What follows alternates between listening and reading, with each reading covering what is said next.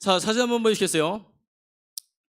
여러분 2011년 3월 11일에 금요일 오후에 규모 9.0짜리 지진이 일어났습니다. 그래서 일본에 어마어마한 쓰나미가 왔어요. 이때 이와테현이라는 곳이 있는데 18,000명이 죽었고 이와테현이라는 곳에서만 8,000명의 사람들이 죽었다고 합니다. 그런데 이 많은 사람들이 죽은 중에 단 한 마을에서 사람이 하나도 안 죽었어요. 대체 어떻게 이런 일이 일어났냐 봤더니 놀라운 사실이 하나 있습니다. 여러분 옛날부터 일본은요 쓰나미가 굉장히 많기 때문에 특히 이 지역은 쓰나미가 굉장히 방조제가 있었어요. 10m짜리. 이거 두고 사람들이 만리장성이라고 놀렸어요. 근데 이와테현의 후다이 마을에 이 촌장님이 있는데 누구냐? 와무라 유키에라는 촌장님이 있어요. 이 촌장님이요 생각을 해봤는데 옛날 기록을 봤어요. 옛날에 책들을 봤더니 1896년과 1933년에 이곳에 엄청난 쓰나미가 있어서 439명의 사람들이 이미 죽은 거예요. 이거 보고서 안 되겠다. 그때 기록을 봤더니 15m짜리 쓰나미가 왔으니까 우리는 15.5m 조금 더 높여가지고 15.5m짜리 이 방조제를 만들자 이렇게 해서 만들었어요. 사람들에게 욕을 먹었을까요? 안 먹었을까요? 어마어마하게 먹었어요. 야 10m도 높은데 15m가 뭐냐 했는데 어떻게 됐어요? 쓰나미가 왔는데 18,000명이 죽었는데 이곳은 아무도 안 죽었어요. 왜요? 이 촌장의 고집 때문에요. 왜 이 촌장은 고집을 부렸어요? 확실한 근거가 있었어요. 그게 뭐예요? 과거에서 어떤 일이 있었다는 걸 알고 있었기 때문에, 과거로부터 뭔가를 배웠기 때문에 확실한 근거가 있었어요. 여러분 우리는 여기서 뭘 배울 수 있어요? 과거의 사건들부터 오늘 우리가 뭔가를 배울 수 있다는 걸 알 수가 있어요. 그렇다면 우리가 이 과거의 사건에서 뭘 배울 수 있느냐? 저는요 오늘 성경의 말씀, 이 성경의 과거의 이야기에서 우리가 뭔가를 좀 배웠으면 좋겠습니다. 여러분 오늘 말씀을 보니까 오늘 말씀과 관련된 말씀 하나 더 읽도록 할게요. 아우 꼬였다. 자, 마가복음 1장 1절부터 3절 말씀 읽을게요. 시작. 선지자 이사야의 글에 보라, 내가 내 사자를 내 앞에 보내노니 그가 내 길을 준비하리라.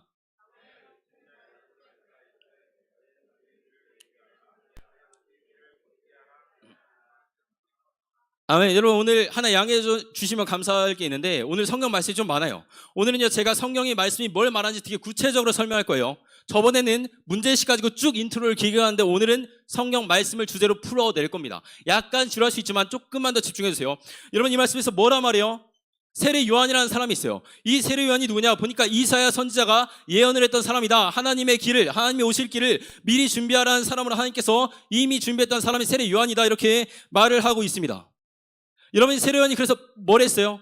하나님이 오실 길을, 예수 그리스도가 오실 길을, 메시아가 오실 길을 목이 터져라 광야에서 열심히 외쳤습니다. 뭐라 외쳤어요?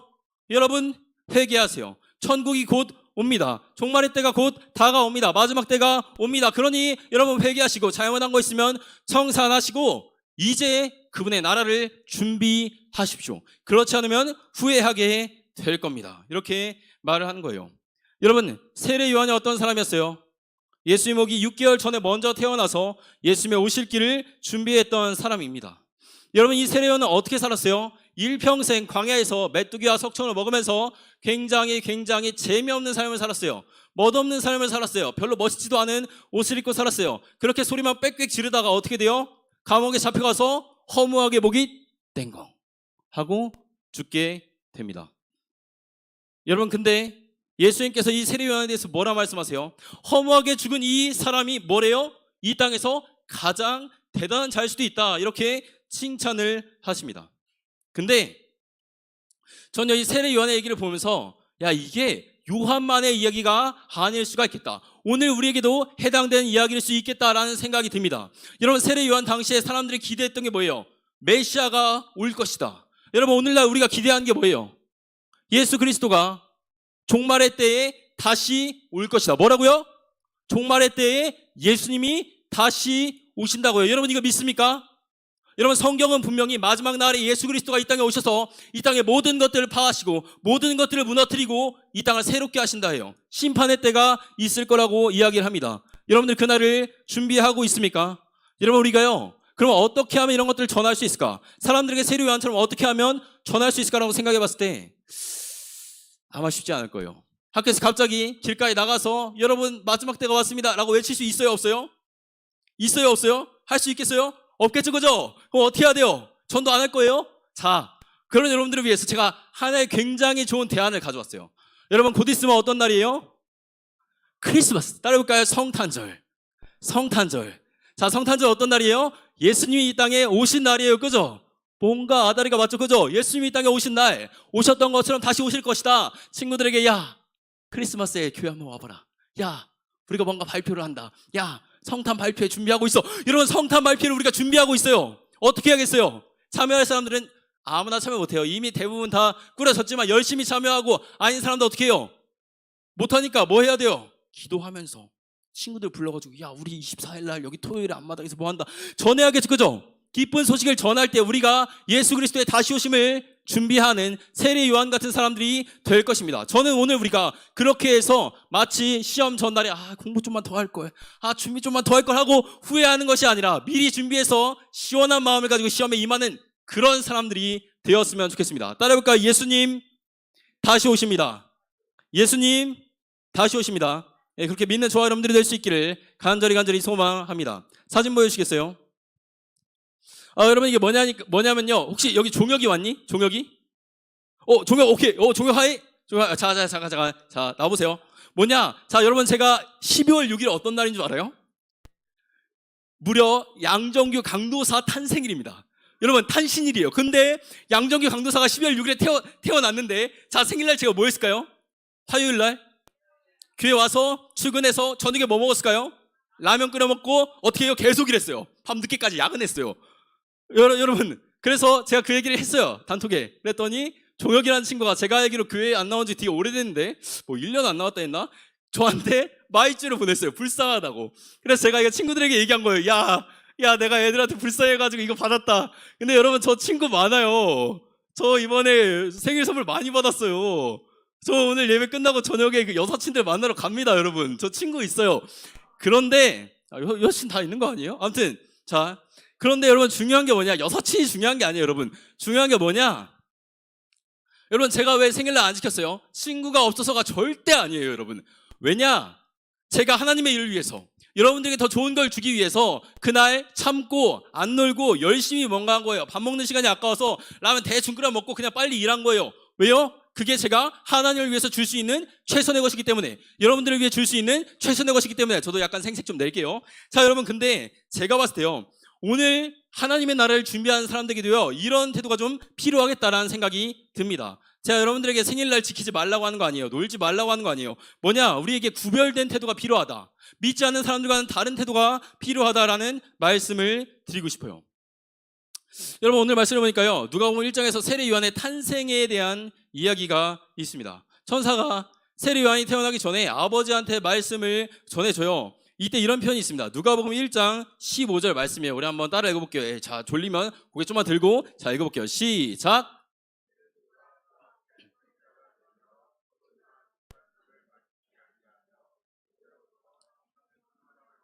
아멘. 여러분, 여기서 뭐라 해요? 술 마시지 말래요. 그죠? 어른들이 여러분들한테 하는 말은 똑같죠. 야, 기독교는 술 마시면 안 돼. 이게 어디서 나왔냐? 구약에 나실이라는 사람이 있어요. 나자레트. 이 사람들 어떤 사람들이냐? 이스라엘 백성들 중에서도 정예 중에 정예, 구별된 사람 중에 구별된 사람, 아주 특별한, 야, 내가 여기서 거룩한 걸로는 1등이야 하는 사람들이 나실인이에요. 이 사람들에게 이제 특별한 규정이 있는데 포도주를 마시면 안 돼요. 하나 더 있어요. 자, 삼손도 나신이었어요. 읽어볼게요. 사사기 13장 3절부터 5절 말씀 시작.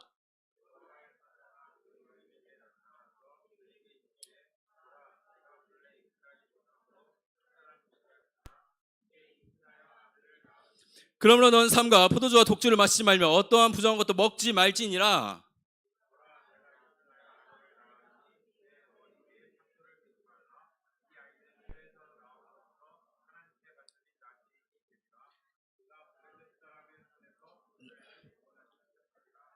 아멘. 여러분, 삼손도요 나실인이었어요. 나실인은 머리도 깎으면 안 돼요. 여러분, 이 나실인의 규정을요 세례 요한이 똑같이 따라한 거 아니에요. 근데 세례 요한도 포도주를 마시지 말래요. 나실인처럼 세상 사람들과 뭔가 구별이 되어야 된다고 이야기를 하고 있습니다. 여러분, 이 세례 요한이요 왜 구별되어야 됐어요? 성경의 말씀을 보면요, 여러분, 삼손이 힘을 왜 잃는 줄 알아요? 삼손이 왜 힘을 잃어버리는 줄 알아요? 머리를 깎아서요. 왜 머리를 깎으면 안 돼요? 머리를 깎지 않는다는 게 내가 세상 사람과 구별되었다, 나는 다르다라는 증거이기 때문이에요. 근데 세상 사람과 구별되지 않는 순간 삼손의 능력이 어떻게 돼요? 사라져요. 요한도 마찬가지예요. 요한이 어떻게 그런 능력이 있었어요? 요한이 전도를 했을 때 여러분 요한이 뭐 했는 줄 알아요? 사람들에게 그냥 회개하라, 하나님의 나라가 가까이 왔다 말했을 뿐이에요. 근데 어마어마한 사람들이 그 말씀을 듣고 회개하고 믿었습니다. 왜요? 하나님의 능력이 요한에게 있었기 때문이에요. 요한이 말을 잘해서가 아니라 하나님의 엄청난 능력이 요한의 말을 통해서 임했기 때문이에요. 요한이 왜 그런 일이 가능했어요? 세상 사람들과 구별된 것이 있었기 때문입니다. 여러분, 오늘 여러분들은 그런 구별된 모습이 있습니까? 제가요, 여동생이 교회를 안 다녀요. 여동생이 교회를 안 다니는데 저한테 그런 얘기를 가끔 합니다. 오빠는 돈도 별로 못 받으면서 왜 그렇게 열심히 일하냐? 뭐가 그렇게 즐겁냐? 저한테 가끔 물어볼 때가 있어요. 여러분, 제가 왜 그런 모습들을, 그런 얘기들을 들을까요? 하나님 안에서 뭔가 다르게 살지만 기쁨이 있기 때문에 학교 다니는 친구들에게 야, 넌 교회 왜 가냐? 왜 주말에 왜 가냐? 거기 가서 뭐가 있냐? 이런 얘기를 들을지라도 그때 야, 겁나 재밌어. 야, 우리 강도사님 장난 아니야. 이렇게 말할, 이거 말고 하나님의 은혜가 가득해, 하나님이 내 삶에 함께 하셔, 나에게 비전이 있어, 이렇게 말할 수 있도록 여러분들의 삶에 그런 은혜가 있었으면 좋겠습니다. 그걸 위해서 잠깐이나마 구별된 게 필요해요. 세상으로부터 잠깐이나마 한 발짝 떨어져는 시도가 필요해요. 잠깐 미디어를 멈출 수도 있고, 잠깐 내가 좋아하는 걸 내려놓을 수도 있고, 멈추는 순간 보이기 시작하는 것들이 있습니다. 저는 오늘 우리가 세상과 구별된 뭔가가 있었으면 좋겠어요. 그때 하나님의 능력이 우리의 삶에 임할 것이기 때문입니다. 그런 저와 여러분들이 될 수 있기를 간절히 소망합니다. 자, 여러분, 제가 이 정도 말하면 여러분들 슬슬 부담이 되기 시작할 겁니다. 어떡하라는 거지? 나한테 대체 뭘 하라는 거지? 어떻게 막 이렇게 살아야 되나, 막 이런 생각들이 들 것 같아서 제가 여러분들에게 마지막에 위로를 전하고 마치도록 하겠습니다. 여러분, 제가 여러분 나이 때요, 수련회장에 가면요, 목사님들이 항상 하는 설교가 있습니다. 얘들아, 1907년에 부흥이 있었다. 얘들아, 미국에 대부흥이 있었다. 웨일즈에 부흥이 있었다. 너희도 가서 전하면 그렇게 될 수 있다. 그런 얘기를 들으면요, 막 마음이 뜨거워져요. 그래, 나도 할 수 있겠다. 내가 전도하면, 내가 설교하면 사람들의 마음이 뒤집어지고 울고 불고 난리가 나겠다, 막 이런 생각을 했습니다. 그래서 그 마음을 들고 제가 대전에 있었거든요. 대전에 세이비카점이라고 있어요. 대전은 엄청 좁아가지고요, 거기 가면 제 친구들 만날 수도 있어요. 근데 수능 끝나고 거기 가서 전도를 하기 시작합니다. 친구들 만날 거 막 쪽팔리잖아요. 근데 그런 거 감수하고 나가서 전하는 거예요. 여러분, 제가 깜짝 놀란 게 뭐냐면요, 사람들이요, 절 욕할 줄 알았거든요. 관심이 없어요. 네 발자국 지나갑니다. 똑똑똑똑 지나가요. 그냥 제가 그럼 거기다 대고 당신을 위해 죽으신 예수님을 아십니까? 이러고 끝나요. 그냥. 여러분, 제가요, 그렇게 하고 나서 그날 어떻게 했는 줄 알아요? 너무너무 실망했어요. 야, 나 안 되나 보다. 하나님의 능력이 없나 보다. 야, 이거 뭐 어떻게 뭐 사람이 바뀐다, 세상이 변한다, 이런 얘기들은 나한테 내당이 안 되나 보다 하면서 굉장히 아쉬운 마음이 들었습니다. 여러분, 근데요, 저만 그런 건 아닐 것 같아요. 그래, 강도사님이 말씀하셨으니까 내가 다르게 살아봐야겠다, 내가 뭔가를 해봐야겠다, 준비를 해봐야겠다. 가서 학생들에게, 친구들에게 막 뭔가 얘기했는데 아무것도 되지 않아요. 실망해요. 그럴 수 있어요. 근데 여러분, 제가 여러분들에게요, 한 가지 위로를 드릴게요. 그게 뭐냐? 우리가요, 세례 요한 같은 위대한 능력이 있어야 되는 게 아니에요. 왜냐? 이 모든 일들은요, 세례 요한이 잘나서가 아니라 하나님이 세례 요한을 불쌍히 여겼기 때문이에요. 자, 여러분, 오늘 말씀 한번 읽어보도록 할게요. 누가복음 15장 1절부터 15절 말씀 한번 읽어볼게요. 자, 시작.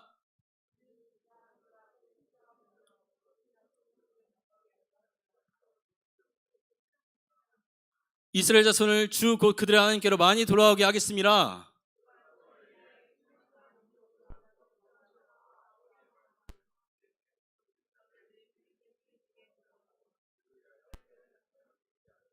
아멘. 여러분, 잘 봐요. 엘리야의 심령과 능력으로 라는 표현이 있습니다. 뭐라고요? 엘리야의 심령과 능력으로. 여러분, 성경을 보면요, 제가 말씀을 많이 준비했는데 여러분들이 좀 힘들어하는 것 같아서 짧게 설명할게요. 마지막 날에 올 하나님의 메시아를 준비하는 선지자를 뭐라 부르냐면 엘리야라고 불러요. 근데 엘리야가 아니라 누가 와요? 세례 요한이 와요. 어떤 사람들은 그래서 세례 요한이 엘리야의 환생이냐 그러는데, 여러분, 성경에서는 환생이 없어요. 뭐냐? 비유예요. 근데 왜 세례 요한과 엘리야를 비유했느냐? 잘 들어봐요. 정말 중요해요. 여러분 혹시 엘리야라는 선지자를 아십니까? 엘리야라는 선지자를 아십니까? 자, 엘리야가 제일 유명한 게 뭐예요? 몇 명이랑 맞짱 떠서 이겼어요? 몇 명이랑 맞짱 떠서 이겼어요, 엘리야가? 따라해볼까요? 850. 850. 자, 엘리야가 850대 1로 싸워서 가짜 선지자들과 싸워서 이겼어요. 이 정도면 능력이 있어요, 없어요? 어마어마한 능력이 있죠. 근데 이 엘리야가요, 그렇게 이기고 나서 그 다음에 이세벨이라고 하는 악한 여왕이 엘리야를 찾아옵니다. 사자를 보내서 협박을 해요. 여러분, 그때 엘리야가 어떻게 했을까요? 야, 난 850명이었어. 까불지 마. 이렇게 했어요? 쫄아가지고 도망쳐서 하나님께 간구합니다. 하나님, 나 좀 죽여주세요. 이렇게 해요. 여러분, 엘리야 어때요? 마음이 강해요, 약해요? 너무 약해요, 그죠? 성경에 말하기를 엘리야가 어떤 사람이야? 우리랑 성정이 똑같대요. 마음이 똑같대요. 우리랑 비슷하대요. 약하대요. 믿음이 없대요. 부족하대요. 그런데 하나님께서 그 엘리야를 쓰시니까 어떤 일이 일어나요? 850명의 선지자와 싸워서 하늘에서 불을 내려서 물과 흙과 돌까지 완전히 태워버리는 말도 안 되는 역사를 일으킨단 말이에요. 그 역사와 능력을 가진 게 누구예요? 세례 요한이에요. 세례 요한이 믿음이 좋아서가 아니라 세례 요한도요, 의심해요. 감옥에 갇히니까 예수님께 사람을 보내서 주님, 당신이 메시아 맞아요? 막 이렇게 물어보고 있어요. 여러분, 우리도 똑같아요. 믿음이 없어요. 연약해요. 나가면 흔들려요. 그런데 하나님께서 그런 우리를 불쌍히 여기시면 어떻게 된다는 거예요? 그럼 우리의 마음속에도 엘리야 같은 능력이 일어난다, 세례 요한 같은 능력이 일어난다 라는 거예요. 그런 의미에서 오늘 우리가 해야 되는 게 뭐예요? 하나님이 일하시는 걸 믿을 수 있어야 돼요. 여러분, 아시겠어요? 따라해볼게요. 하나님이 일하십니다. 다시 한번, 하나님이 일하십니다. 마지막으로, 하나님이 일하십니다. 여러분, 그거 믿으십니까? 우리가 그걸 믿을 때 아무 능력이 없는 나에게, 슈퍼히어로가 아닌 나에게, 별 볼 일 없는 나에게 하나님의 역사가 일어나기 시작한다는 거예요. 저는 오늘 저와 여러분들이 그걸 믿었으면 좋겠습니다. 그때 우리가 비로소 위대한 하나님의 다시 오시는 길을, 위대한 예수님의 다시 오시는 길을 준비하는 말도 안 되는 기적을 일으킬 것이기 때문입니다. 그런 저와 여러분들이 될 수 있기를 간절히 소망합니다.